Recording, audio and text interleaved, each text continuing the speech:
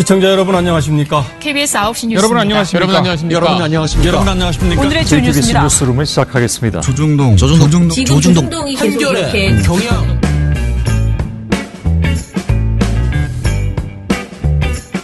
민원연의 미디어 탈곡기 338을 시작하겠습니다.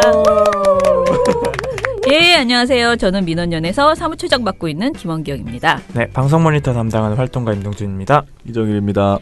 예, 잘들 지내셨습니까? 네. 예, 주말을 어떻게 지내셨습니까? 저는 정말 고생하다가 돌아왔습니다. 제가 토요일 새벽에 시댁에 갔거든요. 시아버지 팔순이어가지고. 시월드. 네. 나름 오랜만에 좀 아무튼 노동을 좀 하고 왔습니다. 예, 덥기도 참 덥더라고요. 이렇게 뭐 에어컨 있는 데서 있는 게 아니고 계곡에 나가가지고 잔치를 했거든요. 식구들이 다 모인 그런. 그러다 보니 일단은 에어컨 없는 데서 야외에서 물론 계곡이 있다고는 하지만 내가 계곡에 들어가서 놀진 않으니까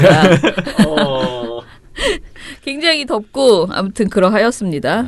사람도 막 많이 모이고 그래서 굉장히 바쁘게 보내고 제가 이번 주에 오늘도 그렇고요. 사실 계속 뭔 일이 있었어요. 발제문도 하나, 그러니까 토론문도 하나 써야 되고요. 그리고 내일은 저희가 방송독립 시민행동 아주 중요한 회의가 있어요. 지금 박문진하고 KBS 이사 이런 선임 관련해서 우리가 과연 조용히 지나갈 것이냐, 액션을 해야 된다, 뭐 이런 고민이 있잖아요.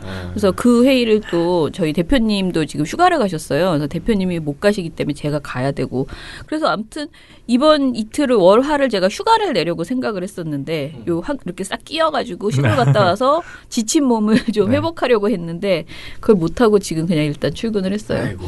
그래서 굉장히 긴 휴가를 보내서 기분에 한 진짜 4일 휴가 갔다가 온 것 같은 주말을 보낸 게 아니고 그런 느낌입니다. 저도 친구들과 강원도를 갔다 와가지고 산에서 고기 굽고 계곡 재밌었겠다. 술 마시고 그렇게 놀아줘야 되는데 우리는 그걸 못하고 어르신들 그냥 뒷바라지 하느라고. 산이 시원하더라고요. 진짜 네, 깜짝 맞아요. 놀랐네. 네, 시원해요. 네, 저녁 되니까 약간 서늘한 정도. 밤에는 좀 춥죠. 네.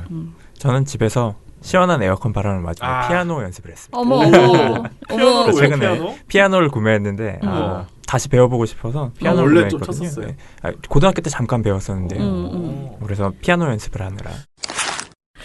자, 그러면 오늘 시작을 해볼게요. 제가 주말에 아무것도 거의 안 보고 있었다 그랬잖아요. 그런데 이제 우리 민원연끼리 이렇게 수다 떠는, 수다가 아니고 업무용 그 톡에 이게 올라왔더라고요. 조선일보 노회찬 아내 운전기사 오보 인정하는 바로 잡습니다 글이 올라왔잖아요. 네. 그래서 제가 거기다가 댓글로 참 빠르다 이렇게 했는데 자, 이게 다 아시다시피 노회찬 의원 안에 전용 운전기사가 있다라는 내용의 조선일보 보도가 있었는데 고인이 돌아가시고 나서 지금 20일 만에 정정 보도를 냈습니다.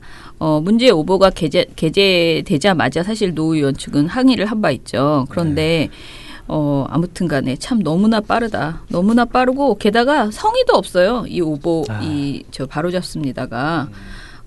뒤에 사실을 오인해 고인과 유족 그리고 독자 여러분께 상처를 드린 점 사과드립니다라고는 했지만은 제가 보기에는 이렇게 꼭 복간 후에 바로 잡아야 되나요? 꼭 이렇게 느리게 이제 와서 바로 잡아야 되는지 이 기사에서도 제가 지금 읽는 거는 미디어스의 기사인데요.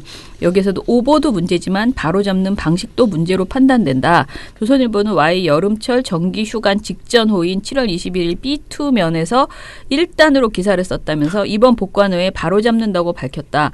Y가 폐간됐다면 조선일보가 바로잡을 길이 없었다는 얘기다. 진짜 자의적이고 편의적인 태도로 오보 피해자 독자에 대한 예의와는 거리가 있어 보인다. 이렇게 평했습니다. 예. 사실 근데 이거는 진짜 뭐라 그러지?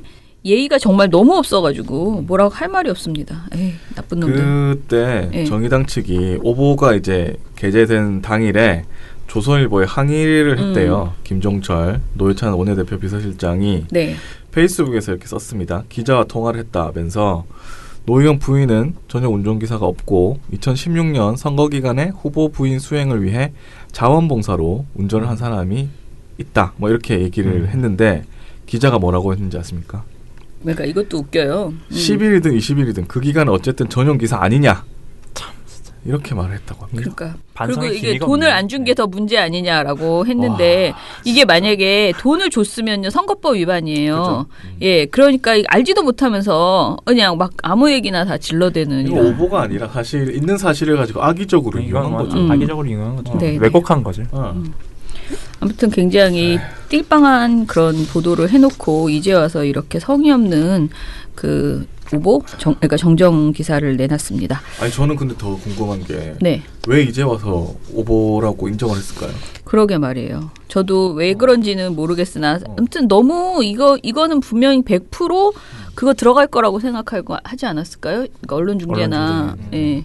이건 언론중재가 문제가 아니고 오보를 했어도 끝까지 만약에 법정 소송을 하면 질 수밖에 없는 그런 사안이거든요. 네. 오보라고 인정했으면 지우나요? 기사를? 아니요, 지우지는 않아요. 예, 정정 보도를 그냥 정확하게 내는 거죠. 예. 하여튼 참, 네, 그렇네요. 네네. 자, 조선일보는 왜 요즘 이렇게 무리수를 예전보다 더 많이 두는 것 같죠? 요즘 조선일보나 TV조선이나 그런 것 같아요. 네. 이제 위기감을 느끼는 것이 아닌가 싶기도 합니다. 네, 그렇죠. 그러니까요.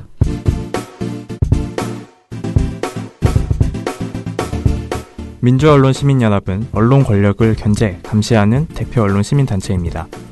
민원연 회원으로 가입이 곧 대한민국 언론을 바로잡는 커다란 역할을 하는 것입니다. 국내 유일한 언론 모니터 시민단체, 100% 시민의 후원으로 운영되는 투명한 단체, 민원연과 함께 대한민국 언론 역사를 바꿔나갑시다. 회원 가입 및 후원 문의 02-392-0181.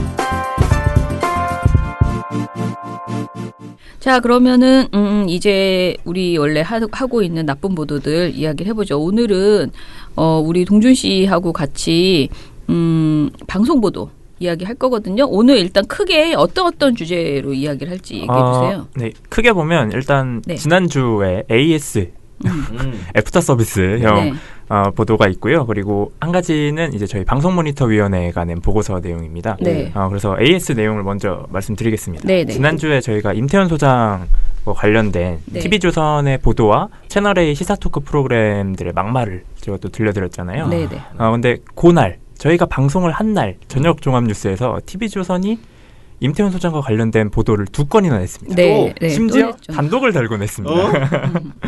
참 재미있는데요. 이 내용을 보면 또 터무니가 없습니다. 네. 이 주요 내용만 좀 말씀드리면 한 건은 이제 임태훈 소장이 국방부 군인복무심의위원회에서 또 월권을 행사하고 있다. 뭐 이런 게 주된 내용이고요. 네. 다른 한 건은 임태훈 소장이 전혀 관련이 없는 정무위 소속의 여당 의원의 입법보조원으로 활동을 했다라는 네. 게 이제 핵심 내용이에요. 네. 그래서 하나하나 좀 차근차근 설명을 드릴게요. 네. 이 굉장히 웃긴 보도라고 말씀을 드렸는데 이 TV조선이 처음에는 이제 송영무 장관을 보호했다고 주장을 했죠. 임태훈 소장이. 네, 뭐 보호하고 뭐 수행했다? 그죠. 수행했다고 주장을 했죠. 근데 이제 그걸 넘어서 군 간부들한테도 호통을 치면서 이제 막 장관한테 결재를 받았으니까 회의 안건 의결하라 막 이렇게 요구를 했다는 거예요. 네, 네. 굉장히 엄청난 인물이잖아요. 그러면. 보도 명부터 일단 쌍따옴표입니다. 보도 제목이 장관과 할 라인이 있다며 군 간부에게 호통이에요. 요 앵커 오연주 앵커가 이렇게 보도를 시작하는데 그런데 임태훈 소장은 군 간부들에게도 호통을 치면서 장관에게 결재를 받았으니 회의 안건을 의결하라고 요구하기도 한 것으로 알려졌습니다. 이 회의에 참석했던 군 최고위 간부는 이런 상황을 주변에 하소연하기도 했다고 합니다. 이미지 기자가 보도합니다. 이런 시시콜콜한 내용을 막 이렇게 보도해서 다뤄주는 거죠. 그런 뒤에는 이제 기자의 리포팅이 이어지는데요. 요 이미지 기자가 상황을 설명합니다. 뭐 5월 31일 국방부 중회의실에서 열린 군인복무정책 실무위원회에서 임태훈 군인인권센터 소장이 액세서리 취급하는 것이냐라는 발언을 하면서 목소리를 높인 것으로 전해진다라는 거죠. 그러니까 단편적 상황을 계속 부각을 시키는 거예요. 임태훈 소장이 따옴표를 계속. 그렇죠. 임태훈 소장이 뭔가 소리를 치면서 뭐 혼을 냈다 이런 걸 보여주는 거죠. 그 뒤에는 뭐 위원회 운영 세칙에는 장관이 정한다는 국방부 훈령에 위원회 의결로 정한다는 내용을 추가하자고 임태훈 소장이 주장하는 과정에서 자신이 이미 장관 결재까지 받았다며 군 간부들에게 의결을 종용한 것으로 전해집니다. 자신이 이미 장관 결재까지 받았다며 군 간부들의 의결을 종용한 것으로 전했습니다. 뭐 이렇게 내보낸 거예요. 이것만 봐도 기자의 리포팅에서도 똑같은 내용이 계속 반복되고 있는 거죠. 네. 그래서 저희가 한번 살펴봤습니다. 임태훈 소장은 무슨 이야기를 했는가? 실제 이 사건이 벌어진 것인가? 그런데 임태훈 소장이 요 보도 이틀 뒤 8일에 이제 CBS 김현정의 뉴스쇼에 출연을 했습니다. 본인이 직접 출연을 해서 이 김현정 씨가 똑같이 질문을 해요. 이 보도 내용에 대해서. 거기에 운영세칙을 바꾸는 회의장이었는데 네. 임태훈 소장이 이랬답니다. 내가 이미 장관 결재까지 받았다. 내가 결정한다. 이렇게 군 간부들에게 호통을 쳤다. 네. 치셨습니까? 라고 딱 물어본 거예요. 김현정 씨가. 네. 그러니까 임태훈 소장이 일단 사실이 아니다. 호통 치신 분은 다른 분이다라고 한 거예요. 다른 분이라고? 그러니까 실제 회의에서 이 민간 위원들 중에서 호통을 친 사람이 있었으나 본인이 아니고 다른 위원이 호통을 쳤다는 거죠. 일단 사실이 아니고요. 호통 치신 분은 다른 분이세요. 누굽니까? 저보다 연배가 많으신 분이고요. 예. 제가 그 위원회를 가면은요. 예. 장관님이 위원장이시고요. 예. 각군 참모총장, 합참의장님, 해병대 사령관이 군인위원이세요. 예. 그리고 6분의 민간위원이 계십니다. 그 중에서 제가 최고 막내예요.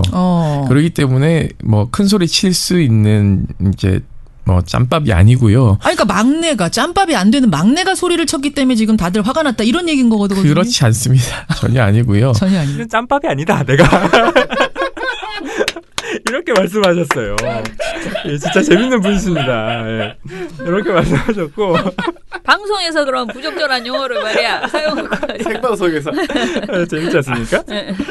그런 다음에 이 군인복무정책 실무위원회 그리고 또 군인복무정책 심의위원회의 성격을 이제 본인이 설명을 해준 거죠. 요 실무위원회가 군인들이 안 하겠다라고 하는 것도 인권 향상을 위해서 쓴소리도 해야 되는 그런 역할을 담당하는 곳이다. 그렇죠. 그렇다 보니까 자연스럽게 이 위원회가 자주 열리면 아무래도 관료들은 싫어하겠죠. 뭐 이런 식의 발언도 했고요. 그러니까 이 기구를 너무 약체화 시키는 것에 대한 우려가 크게 있었다. 그래서 그 과정에서 이런 내용이 나온 것이다라고 전후 관계를 설명을 해준 거예요. 근데 TV조선은 전후 관계 설명 없이 이렇게 막 임태훈 소장이 소리쳤다라고 했는데 그것도 사실이 아니고 그러네. 전후 관계를 설명해보면 어떻게 보면 양측의 입장이 대립하는 과정에서 나온 소리였던 거죠. 근데 이거에 대한 설명이 전혀 없어요. 그런 뒤에 이제 TV조선이 또 보도에서 굉장히 중요하게 다룬 것은 소장급 이상 군 간부와 민간위원 등 10여 명이 참석한 이 회의를 소집한 것도 임 소장이었던 것으로 전해집니다. 그러니까 이 뒤에 실무위원회 뒤에 열렸던 실제 심의위원회에서도 임태훈 소장이 뭔가 회의를 개최한 것처럼 계속 주장을 하는 거죠. 그리고 굉장히 이 임태훈 소장 입장에서는 기분 나쁠 만한 멘트를 추가를 하는데요. 이 기자가 실제 이걸 읽습니다. 뭐라고 하냐면 회의에 참석했던 군 최고위급 인사는 병역도 거부한 사람이 화를 내며 회의를 움직이는 게 꼴불견이라고 주변에 하소연했던 것으로 전해집니다. 임태훈 소장은 TV조선과 연락이 닿았지만 해명을 하지 않았습니다. TV조선 이미지입니다. 그러니까 요 앞에 오현주 앵커가 설명했던 그 하소연의 내용을 기자가 이렇게 설명한 거예요. 그 하소연이구나. 네, 굉장히 부적절한 워딩이 들어갔음에도 이걸 그대로 인용을 한 거죠. 그래서 저희가 한 번 더 살펴봤습니다. 이 과연 임태훈 소장이 단독으로 이 위원회를 개최할 수 있는가? 결론만 말씀드리면 개최할 수 없습니다, 당연히. 왜냐하면 그럴 짬밥이 아니거든요. 그죠? 그럴 짬밥이 아닌 것도 있습니다만 이 관련 법규를 저희가 살펴봤어요. 이 군인복무정책심의위원회 운영에 관한 훈령이라는 법규인데요. 이 훈령을 살펴보면 이 실무위원회의 경우에는 이 실무위원장이 개최를 할 수 있고요. 네. 그리고 심의위원회 같은 경우는 위원장을 비롯해서 5인 이상의 위원이 소집을 요청했을 경우에 요 경우에 열리는 것이지 위원 한 명이 개최하겠다라고 해서 개최할 수 있는 게 아니에요. 그러니까 개최를 그렇죠. 5인이 이상 해야 5인 이상 해야 된다는 거죠. 그리고 군 인권센터가 이거에 대해서도 충분한 해명문을 내놨습니다.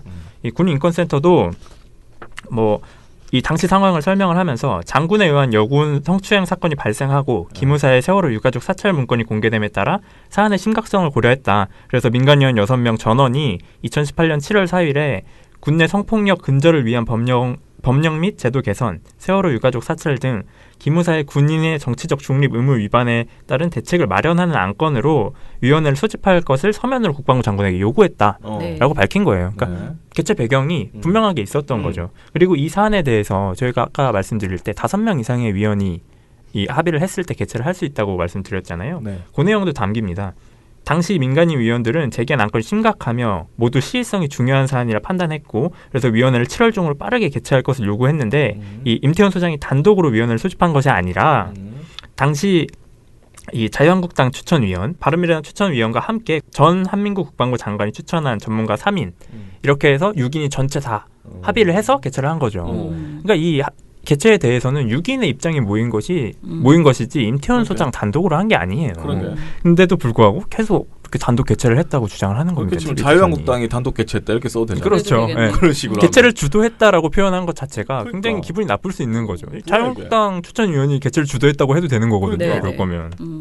저희가 아까 설명드렸던 그 내용 그 부분에 대해서도 말씀을 드려야 될 것 같은데 이 군 최고 간부급이 하소연을 했다고 했잖아요. 근데 그러면서 굉장히 부적절한 워딩을 인용을 하죠. 근데 이 부적절한 내용 자체, 이 워딩 자체도 굉장히 말이 안 됩니다. 저희가 지난주에 차장님께서 이런 것은 반박을 해줄 가치도 없다.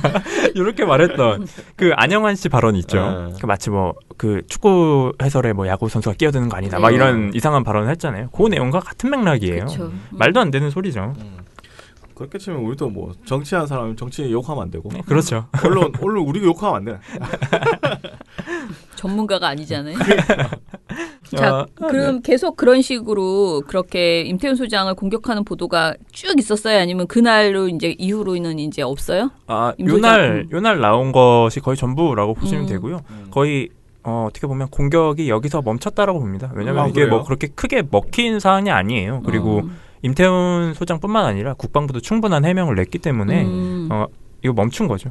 그리고 한 건 더 있었던 내용은 전체적인 맥락만 말씀드리면 임태훈 소장이 이 금융을 담당하는 정무위 소속의 재윤경 위원, 더불어민주당 재윤경 위원의 입법 보조원으로 있었다라는 점을 지적하는 거예요. 근데 이게 굉장히 웃깁니다. 이건 정말 단 한 가지 팩트로 반박이 가능한데요. 이 TV조선은 이 정무위원회가 금융을 담당한다고 했어요. 그런데 정무위원회의 피감기관을 살펴보면 국가보훈처가 있습니다. 그렇기 때문에 임태훈 소장을 입법보조원으로 쓴 거예요. 전혀 문제가 없는 사안인 거죠. 근데 이거 태클 걸고 들어가는 거고요. 그래서 재윤경 의원 본인도 페이스북에 이런 내용의 해명 글을 올렸습니다. 그러면 아무 문제가 없는 거를 그것도 마찬가지로 이야기를 한 거예요? 굉장히 확대해서 해석을 한 거죠. 제가 생각하기에는 이 보도가 원했던 건 임태훈 소장이 뭔가 여권과 이 커넥션이 있다라는 걸 얘기해주고 싶은 것 같아요. 짜고 뭔가 근데 하는 것 같다. 커넥션이 미안하지만 없다. TV조선. 정말 충고하고 싶은 게 우리 민원연도 TV조선이 정말 꼴보기 싫기 때문에 항상 시비를 걸고 싶어 하는데요. 그 뭔가 지적을 정말 지적하고 싶은데 파다 안 되면 그냥 접거든요. 근데 TV조선도 좀 하다가 안 되면 이거 말이 안 되네 싶으면 접으셔야지. 이렇게 억지를 부리시면 안 된다. 그러면 그런 무리수를 들으면 스스로가 개망신이다. 이거를 좀 아셔야 되는데 너무 억지 보도를 자꾸 내놓는 것 같아요. 그죠? 그리고 사실 제가 이번 주 금요일 날 무슨 토론회 국가인권위원회에서 하는 토론회를 하나 나가는데요. 제가 이걸 발제문을 이제 받았어요. 근데 선거 혐오 표현에 대한 그 토론회예요. 선거 시기에 정치인들이 자꾸 혐오 표현을 하잖아요. 그래서 지난번 특히 우리 지방선거 때는 유난히 혐오 표현이 많이 나왔잖아요. 후보들의. 그것에 대해서 하는 토론회더라고요. 근데 여기 이제 발제문에 사실 우리가 혐오 표현이라는 말에 대해서 요즘 들어서 유행하는 말이어서 이게 한 2, 3년 전부터 급하게 번지는 말이에요. 그전에는 그냥 막말 이렇게 말했는데 이것이 이제 혐오 표현이라는 이야기로 이제 자꾸 나오고 있는데 그럼 어디서부터 혐오냐?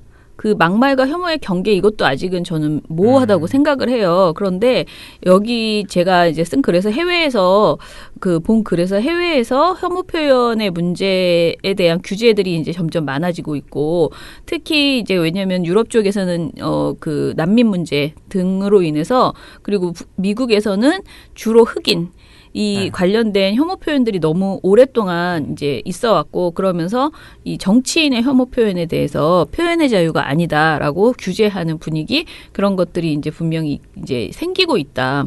근데 이것이 어떤 것이 정답이냐? 정말 이렇게 계속 규제한다고 해서 과연 그걸 막을 수 있는가? 이게 워낙 그런 일베 같은 그런 글들이 오히려 규제를 해도 계속 쓰는 사람은 또 있잖아요. 그러니까 그것에 대해서 실효성이 있는 규제인가에 대해서는 세계적으로 확정된 것이 확인된 거 역사적으로 규명된 바가 없다라는 거예요. 그래서 이거를 계속 허용하는 것이 더 좋은가 아니면은 우리나라 같은 경우에 규제를 해야 되는 것이 좋은가에 대해서 이제 고민해야 될 그런 시기가 왔다. 뭐 주로 이런 내용의 글이었는데요.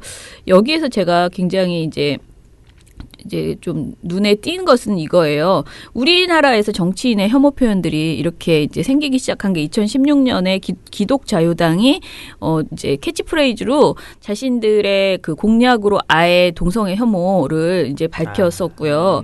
그다음에 2017년 홍준표 대선 후보가 또 별의별 그 동성애 관련된 이야기도 하고 여러 가지 이야기를 했잖아요. 그리고 2018년 지방선거에서도 지금 우리가 말하는 그 뭐 세월호 관련돼서 죽음의 구판을 걷어치워라 이런 이야기도 그렇고 혐오 표현은 정말 여러 사람이 했어요. 보니까 그걸 인권연대에서 이렇게 합쳐가지고 계속 고발이라기보다는 선관위에도 신고하고 뭐 이런 걸 여러 가지를 했는데 한 16분의 후보들이 그거를 했더라고요. 근데 결과를 봤을 때는 다 떨어지고 2명인가가 당선이 됐어요. 그 사람들 중에서. 당선이 대단히 그래도 놀랍네요. 그런데 이제 그 사람 분석 글에서는 왜 떨어졌냐 하면 애초부터 안 될 사람들이었다.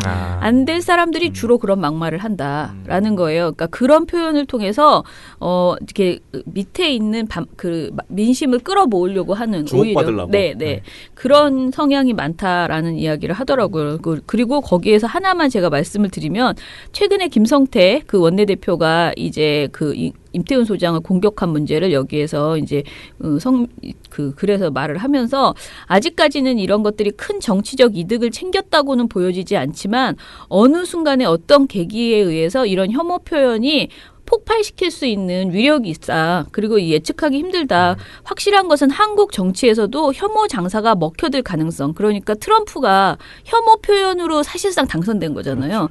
그렇게 될 가능성이 충분히 있다. 그래서 이것에 대해서 우리가 대응을 해야 된다라는 것인데 그래서 저는 사실은 TV조선의 이런 보도보다 그 김성태 대표의 발언 그 자체에 주목해서 사실은 그 발언이 적절한 표현인가에 대해서 오히려 다른 진보 매체들에서 이거 정말 본격적으로 문제 제기를 해줘야 되는 일인데 그런 보도는 그러니까 필요한 보도는 나오지 않고 그리고 이런 TV조선의 미친 보도들 있잖아요. 그러니까 임태훈을 저격하라 했더니 그냥 이유 없이 막 저격하는 저격도 안 되는 내용을 막 저격하는 이런 보도들이 늘어나고 있어서 지금 이 상황은 제가 이 발제문을 읽으면서 느낀 거는 이게 법으로 해결하기에는 정말 한계가 있는 것이구나라는 생각이 들면서 한편으로는 정말 언론이 중요하다. 왜냐면은 우리가 늘 말하듯이 정말 나쁜 것은 나쁘다고 말해주는 언론이 있어야 되는데 이것을 그냥 논쟁으로 처리해버리니까 계속 그냥 김성태가 이렇게 말했어? 논쟁도 아니고 따옴표. 그러니까. 이러고 하더라. 네. 저러고 하더라.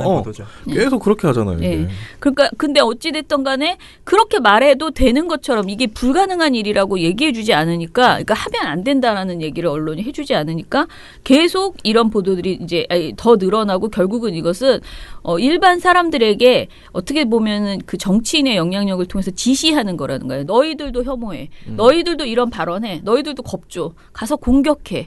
이런 것들이 그냥 지시 내리는 현상. 그러니까 이게 혐오 표현이라는 게 단순히 내가 싫어가 아니고 내가 싫어하는 것을 너희들도 해라고 지시하는 그 효과가 분명히 있다는 거예요. 해까지는 뭐 아닐 수도 있지만 해도 된다. 왜? 그렇죠. 정치인이 저렇게 대놓고 앞에서 하는데 그러니까. 언론에서 그걸 다 받아주는데 그럼 나도 해도 되겠네. 그럼 분위기를 조성하는 거죠. 그러니까요. 근데 언론이 이렇게 하면 안 된다. 계속 공격하고 지적하고 이렇게 해야지 사람들이 저렇게 하면 안 되는구나라고 생각을 할 거 아니에요. 그러니까 진짜 너무 지금 이 보도의 악질성은 진짜 계속 말하는 임태훈 소장이 그 행동을 부적절한 행동을 했냐 안 했냐 이것이 문제가 아니고 이런 보도가 나오게 되는 이 배경 있잖아요. 이게 정말 심각하다. 그 KM도 이런 문제에 집중해야 되는데 그 본질을 집중하지 않고 외면하고 말을 안 하고 있잖아요. 그러니까 물론 임태훈 소장을 공격하는 보도에 같이 올라선 건 아니지만은 근본적으로 저런 부적절한 발언이 나왔을 때는 그 발언에 대해서 생각해보는 그런 보도가 나와야 되는데 그런 게 안 나오는 건 좀 아쉽다라는 생각이 들어요. 바람이 불어오는 곳 민한년 회원캠프 그곳으로 가네 9월 8일 9일 그대의 머릿결 같은 회원 여러분 나무 아래로 지금 신청하세요.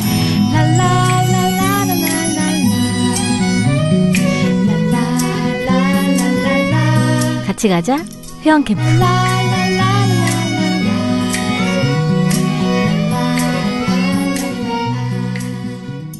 네, 그러면은 이거 말고 또 이게 같은 맥락인데요. 이 난민 보도도 마찬가지예요. 이게 혐오 표현이랑 거의 같거든요. 그러니까 이 혐오라는 게 주로 어떤 사람이 우리를 위협한다. 더럽고 지저분하고 또는 뭐 성폭력 가능성이 높고 우리 자리를 뺏고 우리를 위협하는 존재가 있다. 세금 축내고. 네, 그런 거죠. 그런 대상으로 이 난민 문제가 또 난민이나 이주노동자, 뭐 조선족 이런 이야기들이 굉장히 많이 나오거든요. 그런데 특히 이제 최근에 제주 난민 그 제주의 예멘 난민 관련한 보도들이 있었어요. 근데 저희가 사무처에서는 이걸 못 하고 이렇게 좀 지나갔는데 이제 저희 민원연의 방송 모니터 위원회에서 이 관련된 모니터를 해서 내주셨거든요. 지난주에 냈는데 요것과 관련돼서 기본적으로 상황과 언론 보도의 중점은 무엇이었는지 좀 짚어주세요. 이제 저희가 요 얘기를 하기 전에 예멘이 어떤 상황인지 짧게 설명을 드리면 이 예멘 내전이 발발한 게 2015년입니다. 네. 그러니까 3년이 됐는데도 네. 전쟁이 끝날 기미가 안 보이는 거예요. 그러니까 요 시작 자체가 이 이슬람 내부에서도 종파가 나뉘죠. 네. 예, 종교적으로 이쪽 파와 저쪽 파, 뭐 수니파와 뭐 시아파 이렇게 나뉘는데요. 기본적으로는 시아파 반군이 정부를 공격한 게 시작이 됐습니다. 2013년에 공격을 한 게 발단이 돼서 뭐 이제 정부도 당연히 그에 따른 대처를 했겠죠. 그렇다 보니까 서로 이렇게 그러니까 서로 공격이 오갔고 2015년에 들어서 결국 전면전 내전이 발발한 거예요. 네. 근데 이게 좀 심각한 상황으로 번진 것이 요 내전이 지속되다가 끼어든 무장 테러 단체들, 알카에다나 IS 이런 단체들이 들어왔기 때문에 이 전쟁이 끝날 기미가 안 보이는 겁니다. 그렇다 보니까 예멘 사람들은 어쩔 수 없이 전쟁이 지속되는 상황에서 탈출을 생각할 수밖에 없는 거죠. 네. 그렇다 보니까 이 시작점은 유럽이었죠. 네. 유럽의 난민들이 계속 왔고 그 상황이 이어지다 보니까 뭐 최근 들어서는 뭐 난민 브로커나 이런 문제들이 계속 발발이 됐거든요. 네. 이런 상황들이 이어져 오다가 유럽뿐만 아니라 타 지역에도 예멘 난민들이 발을 들이기 시작을 했고요. 그 지역이 우리나라의 제주도도 포함이 됐죠. 그래서 5월 30일 기준으로 저희가 파악한 예멘인이 제주도에 519명이 입국을 했다고 해요. 네. 그러니까 난민 신청을 519명이 한 거죠. 요 심사가 이어지면서 이 사실이 알려지고 나서 이제 청와대 국민청원에도 게시판에 글이 올라왔죠. 근데 이 내용이 난민법 폐지와 난민 수용 반대였어요. 그러니까 완전히 극단에 있는 내용이었는데 이 내용이 이럼에도 불구하고 이 청원을 한 인원이 국민이 71만 명이나 됩니다. 그러니까 어느 정도는 분명히 이렇게 생각하는 국민의 여론이 있는 거예요. 근데 요 반대되는 분명 입장도 있죠. 그리고 우리나라 같은 경우는 유엔 난민협약에 일단 가입돼 있습니다. 그렇기 때문에 함부로 난민을 내쫓을 수 없어요. 그리고 실제 우리는 난민법도 제정이 돼 있거든요. 그렇죠. 그렇기 때문에 이 예멘인들이 들어왔는데 우리 국민들이 원치 않는다라고만 해서 내쫓을 수는 없는 거예요.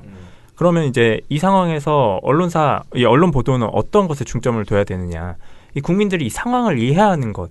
그것이 가장 먼저잖아요. 그렇죠. 그러니까 이 쟁점이 어떻게 해서 시작됐고 이 찬성하는 쪽과 반대하는 쪽의 입장과 근거 그리고 우려되는 점은 무엇인지 이런 것들을 다뤄줬어야 했거든요.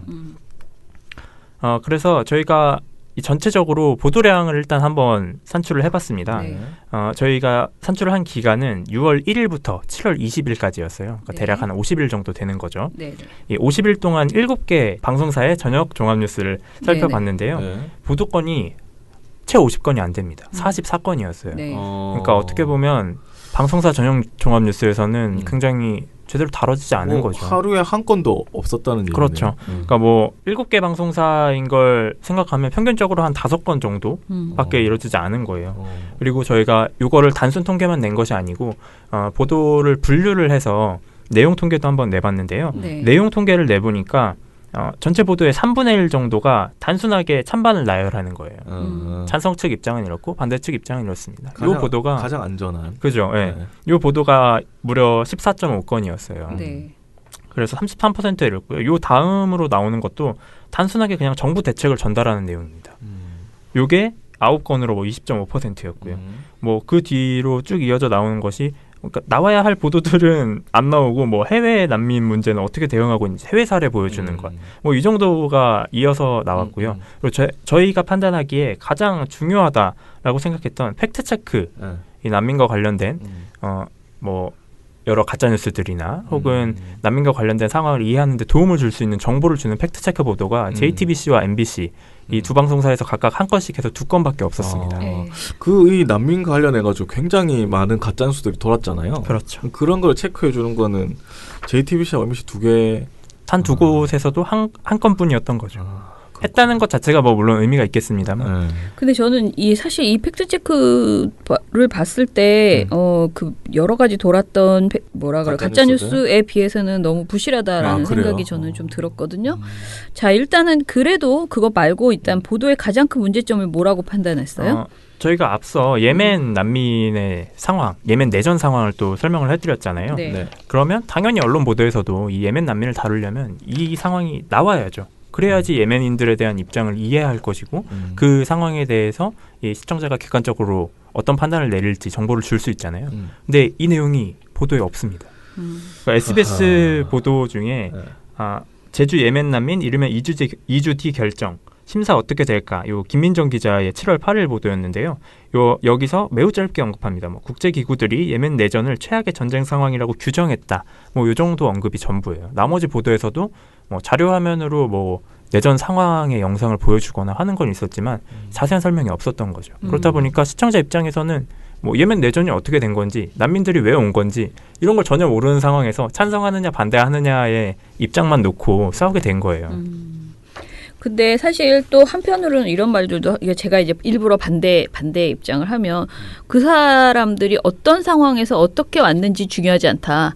그냥 내가 싫다. 무작정 반대를 할 수도 있죠. 그렇게 생각하는 거지. 그 사람들이 좀 더 안쓰러우면 봐주고 이게 아니고 그냥 나는 외국 사람들이 우리나라에 들어와서 난민이라고 이렇게 우리 세금에서 어떤 부분을 어찌됐든 자기 생각에는 하고 그다음에 우리의 일자리라고 생각하는 곳에 들어가는 게 싫다. 이런 식의 아주 그 무대뽀 정신으로 이제 밀어붙이는 이런 내용들도 사실 굉장히 많거든요. 거기에다가 뭐 범죄를 뭐 저지르는 뭐 이런 성폭력 그 뭐 마치 엄청난 성폭력이 그 이슬람 쪽 그 이슬람 교도들로부터 일어난다라는 식으로 또 이야기하기도 하고요. 자. 예멘에 대해서 설명하지 않았다. 이것은 크게 봤을 때 나쁜 점이긴 하지만은 이제 좀 디테일하게 들어가서 정말 나쁜 놈은 누구였나, 진짜 나쁜 보도는 누가 했을까를 봤을 때 TV조선하고 채널 A 중에서 누군가요? 저는 그래도 TV조선이라고 봅니다. 네. 이런 부분에 있어서는 특화돼 있습니다. 거의 뭐 단독이 채널 A도 쉽게 이길 수가 없어요. TV조선은. 그러니까 아까 임태훈 소장이 한 것만 봐도 그것만 봐도 TV조선이 가장 뭐 나빴다고 생각되는 이유 일단 보도량이 굉장히 적습니다. 보도량이 꼴찌예요. 4.5건밖에 안 됩니다. 50일 동안 4.5건이면 열흘에 한 건도 안 한 거예요. 하긴 했네. 4.5건 중에서도 찬반 나열, 저희가 앞서 말한 양측의 입장을 보여주는 게 두 건이었어요. 나머지 2.5건 중에 하나가 이제 앵커 논평입니다. 뭐 우리가 흔히 아는 손석희 앵커의 뭐 앵커 브리핑 뭐 이런 식의 앵커 논평을 하는데요. 이 TV조선에서는 신동욱 앵커가 앵커의 시선이라는 또 코너를 진행을 합니다. 그래서 이제 7월 2일 날 진행됐던 앵커의 시선 난민 딜레마라는 요 보도에서 이 신동욱 앵커의 설명이 굉장히 부적절합니다. 일단 이 보여주는 자료가 이 스웨덴의 뭐 이 이주민 수용 촉구 집회 요거를 찍은 사진을 몇 컷을 보여줘요. 근데 이 이 영상을 잘 보면 이 옆에서 국어를 하는 여성이 있습니다. 근데 이 여성이 뭐 어떤 의미로 국어를 거기서 했는지는 몰라요. 그냥 사진만 이렇게 보여주는 거예요. 근데 신동국 앵커가 이런 설명을 덧붙입니다. 스웨덴 스톡홀름 도심에서 사람들이 이렇게 구호를 외치고 있습니다. 피난처가 필요한 이주민은 모두 받아들여라라고 정부에 촉구하는 시위대입니다. 그런데 그 옆에 긴 치마를 입은 한 여성이 서 있습니다. 시위대가 아니라 일회용 컵을 들고 구걸을 하는 집시입니다. 하필 거기 와서 손을 벌리는 바람에 시위대가 좀 머쓱했을 것 같습니다.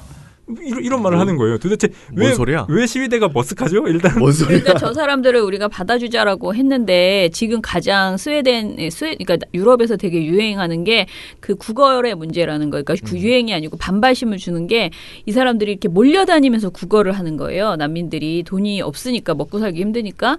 근데 그게 이제 사회 문제화 되어 있어요. 그러니까 이 사람이 지금 그 얘기를 하면서 그 종이컵을 들고 있는 여자가 그 사진에 찍혀 있잖아요. 그러니까 그걸 가지고 이게 그러니까 맥락을 이해하면 좀 더 나쁜 보도임이 좀 드러나거든요. 그냥 얼핏 얘기하면 뭔 소리야 진짜 그러잖아요. 그런데 이제 유럽에서 그렇게 종이컵을 든 사람, 종이컵을 들고 돌아다니는 사람은 돈 줘 이렇게 주면 종이컵에 돈 좀 주세요 하면서 이렇게 국어를 하는 거예요. 서서 다니면서.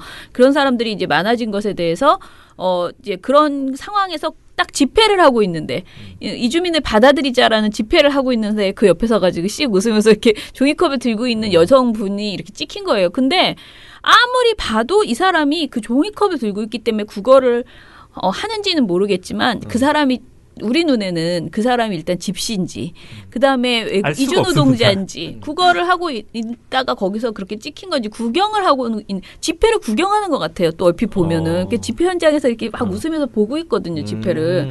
굉장히 해맑지 않아요? 표정도? 굉장히 그러니까 웃으면서 이렇게 종이컵을 이렇게 내밀거든요. 네, 내민 게 아니고 이렇게 들고 있어요, 그냥 종이컵을. 네. 영상 자체를 그런데 보면. 그래서 제가 오죽하면 이거를 모니터를 확인하기 위해서 제가 아는 사진 기자한테 요것을 좀 확인해달라. 이런 혹시 나는 사진을 잘 모르니까 몰랐는데 이게 화제가 되는 사진이냐. 이렇게 해서 이제 좀 알아봐달라고 했는데 자신들 기자들끼리 이렇게 많이 보는 그 사진 거기에도 이런 사진이 없고 이게 난민 뭐 여러 가지를 쳐봐라. 검색어를 넣어서. 근데 모르겠대요. 이 사람이 지금 스웨덴에서 화제가 됐을 수 있잖아요. 막 이렇게 난민 집회를 하는 난민에 대해서 그러니까 지지하는 집회를 하는데 하필 난민이 와서 곤욕을 치르고 있다. 이런 식의 어떤 캡션이 달린 기사가 스웨덴 언론에 실렸을 수 있잖아. 그러면 그걸 가지고 TV조선이 이용했다면 그래도 덜 우리가 뭐라고 하기 좀 민망하잖아요. 그래서 그걸 알아봤는데 없더라는 거죠. 그래서 일단은 그냥 참 웃기는 사진이다. 그리고 참 왜 굳이 이런 말을 가지고 이야기를 풀어가냐 그런 생각이 들었어요. 그래서 어떻게 썼죠? 이게 그러니까 신동국 앵커가 그냥 추측한 거예요. 네. 본인이 사진을 보고 왠지 뭐 저는 신동국 앵커가 관심법이 있는 것 같은데 그냥 사진을 보고 이렇게 막 추측한 거예요. 저 여성 이렇게 종이컵 들고 있으니까 저기서 뭐 구걸한 거 아니야? 뭐 이렇게 막 추측을 한 거예요. 그러더니 혼자 결론을 내립니다. 신동국 앵커가 내린 결론이 뭐냐면 스웨덴 사람들이 이주민을 보는 두 가지 시선, 그러니까 관용과 반감이 엇갈리는 장면입니다. 여러분은 이 장면을 보시면서 어떤 생각을 하셨습니까? 결론을 내버렸어요. 그러니까 본인이 이미 이 사진에 대한 결론을 내놓고 이 앞에 설명 갖다 붙인 거 아닐까라는 의심이 드는 거죠. 저 사진 찾고 싶네. 진짜. 또 찾는 거 좋아하는 찾기가 정말 힘듭니다. 저희 방송모니터위원회에서도 이 사진이 뭔지 찾으려고 노력했지만 나오질 않았어요. 그렇다면 한번 찾아보시죠. 의혹이 솟는데. 이렇게 본인이 결론을 내린 다음에는 난민에 대해서 굉장히 부정적인 사례들만 계속 언급을 하는 거죠. 이 뒤에 난민들이 세계 최고의 복지 혜택을 받으려고 브로커를 통해서 밀려들면서 갖가지 사회 문제가 잇따랐다. 뭐 이제 스웨덴의 상황을 이렇게 설명을 하는 거예요. 그러고 나서 뭐 유럽의 상황도 설명을 하는데요. 난민 천사로 불리는 독일 메르켈 총리마저 그제 다른 EU 국가에서 난민 신청을 한 이주자의 독일 입국을 막기로 했습니다. 그러니까 뭔가 유럽에서 이 반난민 정서가 막 불고 있다. 이런 부정적인 사례들만 지속적으로 계속 언급을 하는 거죠. 그러니까 뭐 정치적 이유나 뭐 종교적 이유 등으로 이제 박해를 받아서 난민을 신청하는 사람들의 입장은 전혀 대변이 안 되는 거예요. 완전 일방적인 보도가 나온 거죠. 근데 신기하게도 요 앵커 논평으로 저희가 분류한 보도가 두 건이 있었는데요. 요 TV조선 신동국 앵커의 보도와 김주아 앵커가 진행하는 네. MBN 뉴스팔에 네. 여기서도 김주아의 뉴스 초점이라는 코너가 있습니다. 이 코너에서도 똑같이 이 난민에 대해서 굉장히 부정적인 인식을 심어주는 보도만 내용만 언급을 하는 거죠. 네. 그래서 우리가 이제 난민 이야기하면 가장 화제가 됐던 게 예전에 그 왜 이렇게 바닷가에서 이렇게 엎드려서 인형같이 그 정말 귀여운 애기가 이렇게 그 뭐라 그러죠? 배에서 그렇게 사고를 당한 아이가 있었잖아요. 그때는 잠시 전 세계가 급 반성하며 그렇죠. 난민 문제에 있어서 인권의식이 정말 불타올랐죠. 막 엄청 우리가 반성하겠다 이유도 막 그렇게 하다가 지금 사실 여기 TV조선이나 MBN에서 말한 것처럼 유럽이 이 문제로 시끄럽긴 해요. 그런데 거기는 정말 많이 받아서 난민을 그래도 나름대로 특히 독일이나 이런 데는 자기네들 나름대로는 많이 받고 하다가 지금 주춤하는 건데 우리는 비교할 수가 없을 정도로 우린 난민이 적어요. 난민이 거의 없습니다. 그리고 정말 해줘야 되는 난민조차 거의 안 해주고 있는 나라거든요. 그런데 이런 나라가 갑자기 독일 얘기 막 하면서 막 우리 엄청 걱정해야 되는 상황이야. 막 이런 식으로 지금 언론이 나가고 있는 거잖아요. 자, 그렇다 보니까 이제 이 가짜 난민 이야기, 얘기들 아니 우리나라에 브로커 끼고 들어올 것 같지 않거든요. 난민들이. 근데 가짜 난민 이야기를 자꾸 하거든요. 그런 방송사가 또 어디였나요? 저희가 앞서서 TV조선과 채널A가 치열하게 다툰다고 했잖아요. 네네. 채널A가 치열하게 다툰 원인이 가짜 난민입니다. 네. 채널A는 7건의 보도를 냈어요. 보도량만 보면 MBC, SBS에 이어서 2등이거든요. 근데 7건의 보도 중에 무려 5건에서 가짜 난민을 언급합니다. 보도의 대부분에서 가짜 난민을 가지고 풀어나간 거예요. 네네. 보도 내용에서도 저희가 가짜 난민이 몇 번 나오나를 세봤어요. 네. 굉장히 웃기죠? 저희 해본 거 보면 이 내용 중에서도 가짜 난민만 한번 통계를 내봤는데 네. 채널A가 5건의 보도에서 가짜 난민을 언급했다고 말씀드렸잖아요. 네네. 근데 언급량이 무려 24회입니다. 그러니까 보도 내내 가짜 난민만 얘기를 한 거예요. 그러니까 물론 가짜 난민을 언급한 다른 방송사 보도들도 있었어요. 네. JTBC 같은 경우 한 건이 있었는데 이 한 건이 언급된 이유는 대부분의 방송사가 찬반을 나열하면서 네. 반대측 입장에 대해서 얘기를 하다가 가짜 난민이 있을 수도 있다라는 지점을 언급하다가 이제 가짜 난민이 나온 건데 네. 채널A는 결이 달랐던 거죠. 정말 이미 가짜 난민이 있다라고 추정을 하고 네. 가짜 난민에 대한 문제를 얘기하려고 언급을 한 거예요. 그렇다 네. 보니까 24회라는 수치가 나온 겁니다. 그러니까 이게 가짜 난민을 가짜 난민이 극성을 부릴 정도면은 우리나라 복지가 진짜 아까 말한 세계 최고의 복지 국가든가 아니면 난민을 좀 잘 대해주는 나라라면 이런 걱정을 좀 나중에 이런 걱정을 해야 될 나라가 되면 좋겠지만, 그러니까 되면 모르겠지만 지금 정말 성급한 것 같은데 그러면 이제 모든 방송사가 다 이런 식의 나쁜 보도만 진행이 됐나요? 아니면 그나마 좀 개념 있는 보도들이 좀 있었나요? 저희가 보다가 그나마 사실 7개 방송사가 모두 충실했다라고 평가하기는 어렵고요. 잘한 방송사도 딱히 꼽기가 힘들었는데 네. 그나마 잘했다라고 생각한 방송사는 SBS였습니다. 네, 네. 이 SBS가 어떤 보도를 내는 저희는 이 전체 44건의 보도 중에서 이 보도가 제일 괜찮았다고 생각을 했는데 네. 요 SBS 먼저 보도 이름을 말씀드리면 이란 친구 난민 인정해달라 중학생들 청원. 예, 그 되게 감동적인 글이더라고요. 네, 맞습니다. 글이. 예. 이 7월 13일 백운 기자의 보도인데요. 요 보도 내용을 좀 설명을 해드리면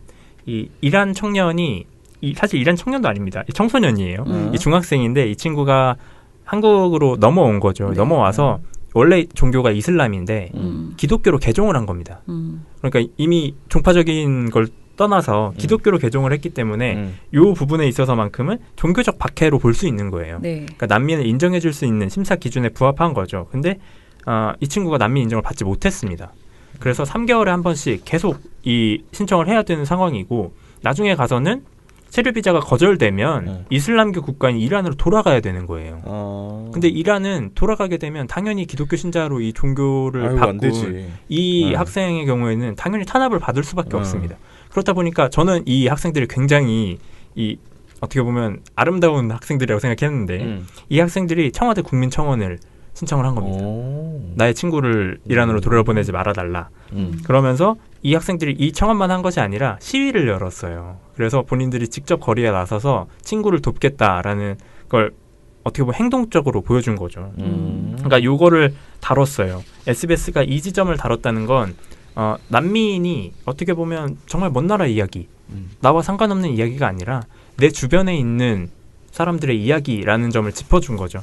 그렇기 때문에 이 보도를 본 시청자의 입장에서는 난민 문제가 정말 나하고 상관이 없는 얘기가 아니라 일상에서 벌어지는 얘기겠구나라는 걸 인식할 수 있었던 거죠.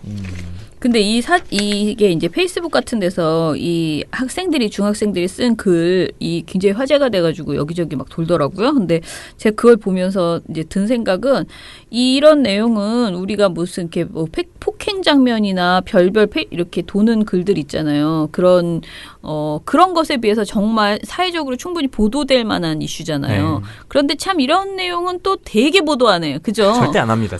진짜. 정말 희한할 정도로 보도들을 안 해. 아주 자잘하게도 페이스북에서 오가는 그런 시덥지 않은 것들은 막 오히려 저녁 종합 뉴스에 자주 나오거든요. 뭐 그 사건 사고 보도 이런 것들. 맞아요. 네. 그런데 참 이게 보면 여러 가지를 생각해 볼 수 있게 하는 내용이더라고요. 그래서 이거 참 아이들이 이런 행동을 했다는 게 너무 기특하다라는 생각도 들고 또 우리나라에 이런 일도 있구나라는 생각이 들어서 화제가 될 만한 내용이었는데 보도를 안 했어요. 그래서 처장님 말씀하신 것 중에 일례로 그 한겨레 21에서 보도한 내용이 있습니다. 예멘인이 이 버스에 탔는데 옆에 앉아있던 승객이 지갑을 놓고 내린 거예요. 근데 그 예멘인 같은 경우는 당연히 생활고에 시달리는 상황이었음에도 현금이 들어있던 그 지갑을 주워서 경찰서에 갖다 줬습니다. 근데 이 내용이 한겨레 21을 제외한 뭐 방송사 저녁종합뉴스에서 전혀 찾아볼 수가 없었어요. 반면에 좋은 건 얘기 안 하나 봐. 그렇죠. 반면에 예멘인들 간에 뭐 다툼이 생겨서 뭐 예멘인들 흉기를 들고 뭐 싸움이 벌어져서 경찰에 신고가 접수된 사건이 있었어요. 그거 같은 경우는 또 굉장히 몇몇 방송사에서 치열하게 보도를 했거든요. 그러니까 좋은 점과 뭐 잘하는 행동들, 뭐 어떻게 보면 반감을 불러일으키지 않을 만한 그런 행동들은 전혀 보도에 싫지 않으면서 반대되는 내용들은 신나게 보도를 하는 거죠. 저도 최근에 다스베이다를 지난주에인가 들었는데 요 얘기, 난민 얘기 나왔었어요. 혹시 들으셨어요? 그 다스베이다에서 요즘 그 김어준 씨가 갑자기 디바이드 앤 룰인가? 그 얘기 엄청 하잖아. 맨날 해, 요즘. 근데 그 얘기하면서 이제 난민 얘기를 했거든요. 그래서 이제 난민이라는 주제를 이렇게 가지고 나온 것도 일종의 어떤 그런 정치인들의 술수이다. 그러니까 어떻게 해서든 여론을 결집시켜서 이렇게 요 난민 싫어하는 사람들의 마음 또는 뭐 특히 여성 관련돼서도 특정 어떤 굉장히 강경한 사람들, 그런 사람들을 데려다가 이거 봐라, 여성계가 이렇게 괴팍하다, 이런 식으로 해서 이렇게 몰고 나가는 거, 이런 얘기들을 하다가 거기서 그 김어준 씨는 무슨 지적을 했냐면은요, 그 가짜 뉴스 중에 구체적으로 반박을 하는 내용을 딱 들려줬는데. 우리나라 가짜뉴스에 우리나라에 들어온 예멘 난민이 이제 제주도에서 취직을 시켰더니 뭐 나한테 너무 허접한 일을 시켰다라는 식으로 이제 이야기를 하고 이 사람이 그랬다. 그런 식의 가짜뉴스였어요. 유튜브에 도는. 근데 그거를 알자지라의 원래 보도를 들려줘요. 그러면서 그거를 해석을 해가지고 쭉 들려주는데 알자지라에서 했던 원래 방송을 들으면 전혀 그 맥락이 아닌 거야. 이 사람은 예멘에서는 뭐 굉장히 그 화이트 칼라로 일을 했다. 그런데 지금 한국에 와서 뭐 그 제주시에서 지원해서 어떤 곳에서 뭐 식당에서 일을 하고 있다. 그냥 이렇게만 나와. 근데 그거를 막 이렇게 왜곡해가지고 엄청 더러운 일을 시켜서 내가 짜증난다. 뭐 이런 식의 느낌으로 왜곡을 한 보도, 그 가짜뉴스 이런 걸 하고 사실 예멘 난민들은 대부분 돌아가고 싶어요. 우리나라에서 이유 없이 살 필요가 없는 거죠. 자기 고향으로 가고 싶은 마음이 너무 커요. 해결만 되면 탄압만 그러니까 정말 안전만 보장된다면 돌아가고 싶어 하는데 우리는 지금 그 부분에 대해서 굉장히 오해를 하고 난민들이 여기 와가지고 완전히 막 뼈를 묻고 우리한테서 막 계속 우리를 어떻게 할 거라고 막 착각하는 그 부분에 대해서도 굉장히 잘 정정을 하는 그런 내용을 김어준 씨가 보도를 하더라고요. 그러니까 방송을 하더라고요. 거기 다스베이다에서. 그래서 사실 알자지라를 우리가 누가 들려주진 않잖아. 그렇죠. 들을 수도 없죠, 저희가. 그러니까 본인도 그렇게 때문에. 얘기하는 거야. 사람들이 이런 걸 안 듣고 확인을 못 하니까 이런 식의 가짜 뉴스가 나오는 것이다라고 이제 이야기를 하는데 요거 민원연이 했어야 되는 일을 저분이 하시네 또 이런 생각이 들면서 여러 가지 생각을 했습니다. 뭐 탈북민들도 와서 다 힘들어 하시잖아요. 사실 막 다들 진짜 힘들어 하세요. 다들 힘들죠. 네. 우리가 그렇게 호락호락한 나라가 아니에요. 우리나라. 근데 괜히 우리가 오바해가지고 이거를 막 정치 이슈화해서 지금 난리를 치는 거거든요. 그래서 아무튼 제가 오늘 아까 말씀드린 혐오 표현 관련해서 앞으로도 계속 이런 보도들이 이제 나올 거라고 생각을 하는데 저는 아무튼 보도가 그러니까 어떤 사람의 특정 그 혐오 발언이나 이런 것들만 그냥 전해주는 게 아니고 관련된 내용을 쭉 이렇게 깊이 있게 짚어보는 그런 이야기들이 좀 많이 나왔으면 좋겠다. 그런 생각입니다. 안녕하세요. 활동가 오초롱입니다. 여러분께서는 지금 100% 시민의 후원으로 운영되는 민원연의 미디어 탈곡기를 듣고 계십니다. 박달동 범고래님, 최기아 취재기자한테 새끼 하던 시니까 박문진 이사로 선임되었다나요? 웃어야 할지 김성태가 꽂았다네요. 박문진이 막을 수도 있었다는데 야당 몫이라 어쩔 수 없었다는 변명도 방문진이 아니고 방통위가 막을 수 있었죠. 네. 조만간 수갑찰 인간이 박문진 이사로 MBC에서 큰 소리치는 현상을 아무튼 그렇죠. 적폐가 같습니다. 아무튼 간에. 미령곰탱님입니다. 되게 길게 써주셨는데. 네, 굉장히 긴데요. 그나저나 개편 몇 주 만에 의견을 조심스레 제출해보네요. 출연자들의 개성을 참조하여 특집으로 만들어봤습니다라고 해서 월요일부터 월, 화, 수, 목, 금, 토, 일을 다 특집으로 해주셨어요. 근데 요 월요일이니까 저희가 월요일 걸 읽어보면 그 월요일 해놓고 순수 특집이라고 해주셨는데 저를 두시고 방송을 들어보면 굉장히 순수할 것 같다는 생각이 든다고. 저희 소식지에 게재된 제 글을 보시고도 굉장히 순수해 보였다고 하셨는데 굉장히 부끄럽네요. 네. 다 웃기다. 네. 화요일 제리의 반란 특집, 수요일 더 넓은 시야를 가지자 특집, 목요일 고참 특집, 금요일 피로 자매 특집, 토요일 수다맨 특집, 일요일 힐링과 특별 출연 특집. 그렇습니다. 네. 어떤가요 하셨어요. 재미있습니다. 아무튼 이렇게 모조리 다 좋아해 주셔서 감사합니다. 네. 그리고 나서 또 미령곰탱님이 또 달아놨습니다. 방송 잘 들었습니다. 먼저 금요일 피로자매 특집 방송은 정말 소름 돋더군요. 어쩜 저렇게 저질스러운 방송들이 문제없음이나 가장 낮은 처분을 받았다는 것인지. 그런 건 최소한 관계자진 게 아닌가요? 아직도 그 방송 생각하니 소오름 하셨습니다. 토요일 역시 수다맨 윤인지 부장님 덕분에 빵빵 터지네요. 그나저나 오프닝 때 이정일 PD님 묻혔더군요. 앞으로는 유민지 부장님 한 템포만 쉬었다가 유후 외쳐주세요. 라고 하셨습니다.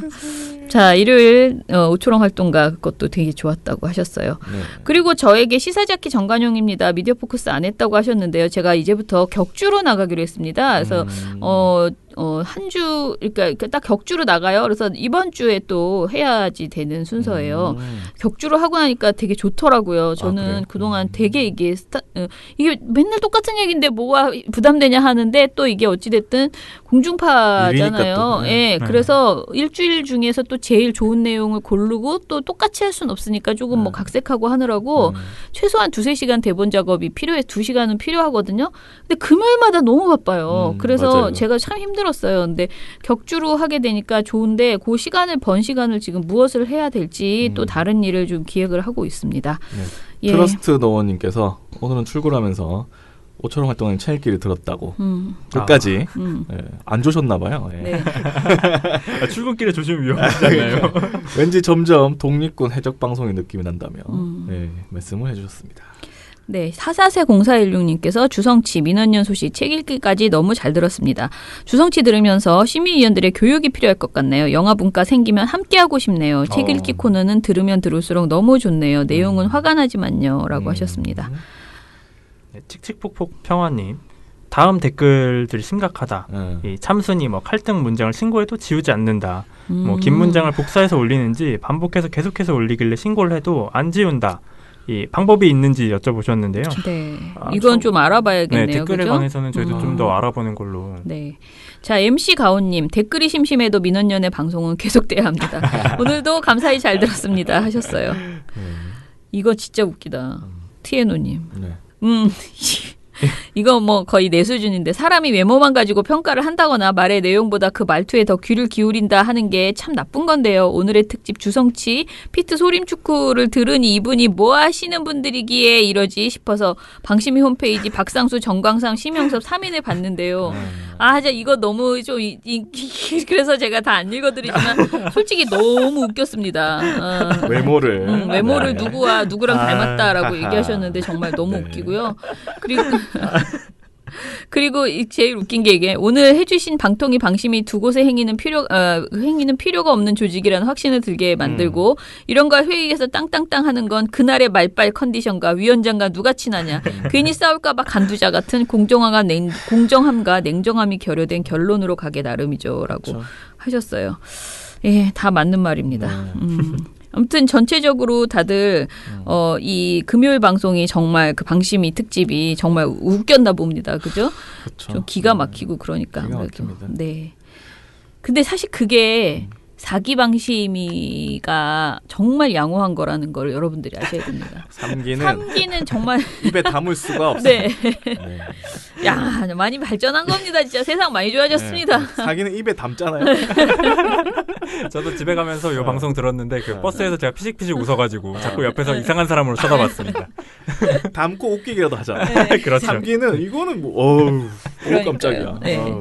자, 그러면은 오늘 방송 그리고 제가 한 가지 저기 소식 알려드리면 저희가 파티도 올리고 하잖아요. 그래서 파티가 그 파티도 차트가 있거든요. 제가 댓글을 알려드리는데 차트에 45위를 했습니다. 최고 순인데 근데 이게 파티 또 초이스가 있어요. 위에 보면 파티 초이스에서 아마 파티 측에서 이걸 들어보고 재밌으면 뭐 올리던지 뭐 이런 거 같은데 뭐 돈 받고 하는 광고는 아닌 것 같고 저희가 돈 낸 적이 없으니까 아무튼 파티에서 저희 거를 올려주셔가지고 그래서 좀 순위가 오르지 않았나 그런 생각을 하며 45위라는 숫자를 저희가 보니까 공중파와 어깨를 나란히 하고 있네요. 그렇죠. 이 밑에 SBS, KBS가 있습니다. 그렇죠. 그렇죠. 나는 파티 댓글은 처음 봤는데 이렇게 여기처럼 많지는 않지만은 그래도 댓글들이 꾸준하게 조금씩 있었네요. 네. 그리고 사실 저는 유튜브도 제가 잘 안 보거든요. 저희 방송을 유튜브로 돌리잖아요. 근데 유튜브에도 댓글이 거의 하나 올라가면 2-3개씩은 꼬박꼬박 올려주시는데 달리더라고요. 감사합니다. 제가 이렇게 자주 읽다가 메모해서 방송에서 우리 팟빵 댓글처럼 좀 소개를 해드리겠습니다. 꾸준하게 매번 올리시는 감사합니다. 뭐 민원년 화이팅 이렇게 해주시는 분들도 계시더라고요. 감사드려요. 네, 그러면은 민원년 미디어 탈곡기는 요것으로 마무리하고요. 내일은 또 우리 제리 특집이라고 하시는 반론권이 필요하죠. 늘 제리와 함께 신문보도 이야기 해보겠습니다. 민원년 미디어 탈곡기는 내일도 열심히 털어드리겠습니다. 탈탈탈 안녕. 네, 오늘 뉴스데스크 마치겠습니다. 청년에게 꿈과 희망을 채널 A가 함께합니다. KBS 뉴스 오늘 순서 모두 마치겠습니다. SBS는 앞으로도 끝까지 파이팅하겠습니다. 오늘 8시 모두 마치겠습니다. 시청해주셔서 고맙습니다. 뉴스팔 여기서 마치겠습니다. 저희들은 내일도 최선을 다하겠습니다. 여러분 고맙습니다. 탈탈탈 안녕.